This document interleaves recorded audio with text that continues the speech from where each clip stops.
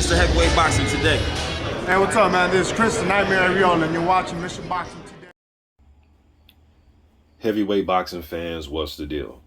All right, man, so there's a couple of things that I wanted to speak about that Anthony Joshua, it was some things he said after the Alexander Usyk, the rematch when he was in the ring. We all know he went on his outbursts. But there's a couple of things that he said that I wanted to talk about. One was the point that he made up when he said that, hey, man, I'm not an amateur I'm not an amateur boxer from 5 years old. I wasn't an elite prospect when I was a youth. It was hard for him. He started late. And there's a lot of guys, especially in this era, that, besides this era, just the history, man. You look at a guy like George Foreman. He started boxing in Job Corps, 17. 2 years after that, he wins a gold medal in 1968 at 19. And he fought a Lithuanian guy, forget the guy's name, man, but he had 10 years on Anthony Joshua. I think the guy was close to damn near 29 years old, had hundreds of fights, way more experience than George Foreman. And Foreman, was able to get the job done. Look at a guy like Joe Frazier, same thing. He started amateur at 1962.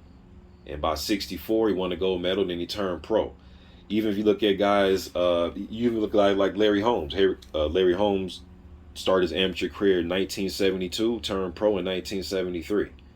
And a lot of these guys started late. Look at a guy like this era. Look at a guy like Dominic Brazil, who started at 23, started boxing at 23. Charles Martin started boxing at 22. Deontay Wilder, like Anthony Joshua, started around 19, 20 years old. So he's not the only guy, especially in this era. But I get what he's trying to say, that he's not one of those guys that grew up fighting, like Evander Holyfield started when he was 7 or 8 years old. Andy Ruiz Jr. is another one that started around 7, 8 years old. Tyson Fury, been around boxing ever since he was a kid. So I get what he's saying, but at the same time, especially in this era where you got a lot of football players and basketball players, they're pretty much doing the same thing.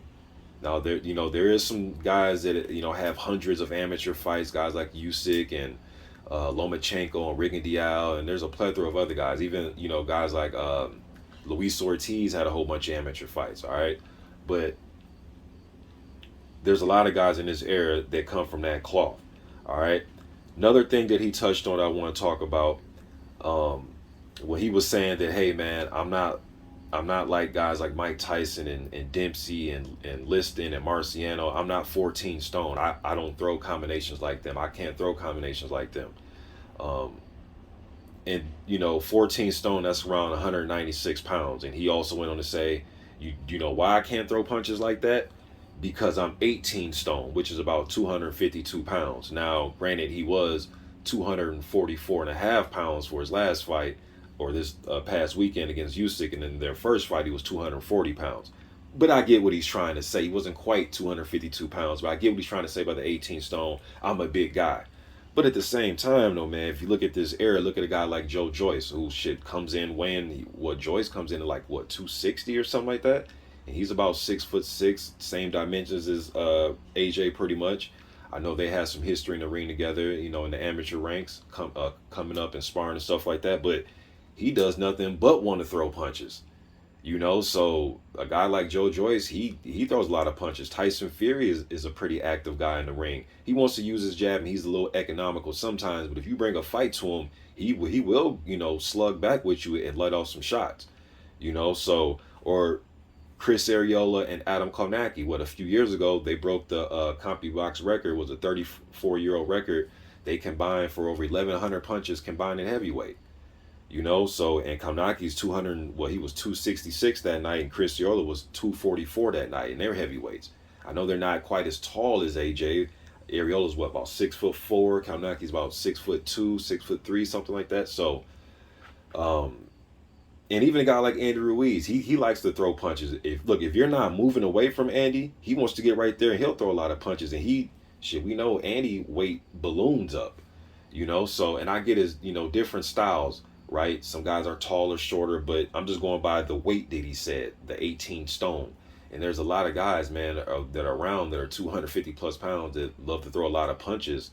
like Tyson and Liston. I'm not saying they're as great as those guys, obviously, but they love to be active in the ring and throw a lot of punches. But look, I have a remedy for this, man. I think a guy that Anthony Joshua should try to get some help from. I'm not saying you have to make him his trainer or anything, but just get some help from a man, and he's still around. He still can give you some knowledge. Is a guy like Riddick Bowe. Anthony Joshua's 6'6". Riddick Bowe's was about 6'5" in his day. Anthony Joshua 82-inch reach. Riddick Bowe 81-inch reach. All right. There's been a handful of times, like I said, Anthony Joshua came in 244.5 for this last fight, 244.5. There's been a lot of times that I've seen Riddick Bowe weigh 246, the second Holyfield fight, 240, the third Holyfield fight. The first Holyfield fight, he was 235. The first Galata fight, he was 252. And we can go so on and so forth. Look, there's a guy here on YouTube named the Modern Martial Artist. You guys need to go to his channel, man, and go look at this clip that he put together of showing Bowe's different technique of fighting, his infighting. And that's the one I think Joshua should really look at, is the infighting of Riddick Bowe. And I think that'll help him a long way in his career. Tyson Fury is a very good infighter. That's why Fury, with all these big guys, these super tall guys, 6'7", 6'8", 6'6", 6'9", to me, he has the advantage because he can infight. Of course, all of you can fight from range, right? Because you guys have long ass arms. You're just naturally big guys wanting to use your stick. That's the first thing they teach you in the gym. As far as the first punch, hopefully they're teaching you footwork first, but the first punch that they're teaching you is the jab, right? So of course you're going, naturally you can fight from a little bit of range, but what happens when guys slip your jab and get on the inside? You got to be able to bang on the inside. Now, again, you may take the way Emanuel Stewart used to train Lennox Lewis approach, right? And the way he used to train the Klitschko's, Vladimir. Grab you, wrap you up, put you in a headlock, lean his weight on top of you, and sneak in little dirty punches, while he got you in the headlock or leaning on top of you, things like that, right? Wrap if you're left, you like to throw left hooks on the inside, wrap your left arm up, right?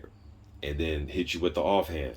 You can teach guys little things like that, but a guy that can really teach you the spacing on how to get your punches off on the inside and deal with other heavyweights on the inside, to me, is Riddick Bowe. Especially being a taller heavyweight, he was a great inside fighter. So you guys need to go check out that video. I will leave that link in the comment section, man. The Modern Martial Artist. Check his video out. But if you go back and watch like the Tony Tubbs fight, look, he could have helped Anthony Joshua. I think he could have gave him some pointers fighting Usyk. Tony Tubbs, if you go watch that fight, he was moving, flicking his jabs, showing good head movement. But Bowe was able to effectively, that was a really damn good fight, but he was able to cut the ring off effectively, land some good shots. Tubbs was winning some rounds, but he was able to deal with a smaller heavyweight. They can move. And I'm not saying Tubbs has accomplished as much as Usyk, but I'm not going to disrespect TNT's skill set. The dude has some damn good skill set, man, back in the day. Even watching the Holyfield fight, especially that second Holyfield fight, when Holyfield decided to move a little bit more and not just try to slug with Bowe. But when Holyfield did try to bring it into the trenches, Bowe knew how to deal with it. Not just being the bigger, stronger guy, but technique-wise. He knew how to set up his overhand right, dig to the body, and use his size effectively. All right, so just want to give my quick opinion about all this, man. You guys let me know what you think in the comment section about this, man. I'm gone.